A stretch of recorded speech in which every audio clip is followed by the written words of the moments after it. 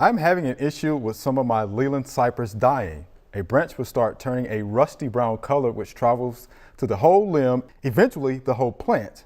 I replaced it with no issues. They were growing just fine. Then spring came around. These same 3 are dying again, but there are no issues with plants on either side. I noticed a good sized root ball and haven't noticed any grubs or other pests when I dig them up.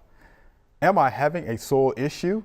I also thought of canker, but it's only affecting certain plants and only during the spring and only in the same plant areas. And this is from Andrew, Rome, Tennessee. So how about that? So he's having some problems. Yes. Joellen, Leland cypress. I think we know what that problem may be, right? Well, I think it's Ceridium canker. Ceridium canker, right? That's right. I know, and he's saying he doesn't think it's the canker.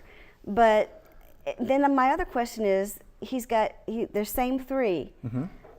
Is it the area low? Is the soil wet there? Is it possibility of environment being wrong for that plant in that area? That would be my question. I mean, that was the first thing that came to mind. But even if it is, a weakened plant that's not happy in an environmental condition is going to be more prone to things that are already around, which we know Ceridium canker is everywhere. That's right.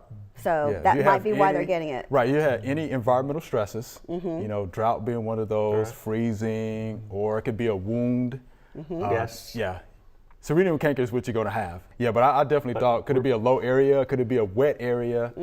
And I guess removing the dead parts and burning them or you destroying can prune them out the dead. Would be the best thing to Right, stop the it dead from leaders, spreading. right? You can definitely do that. Yeah.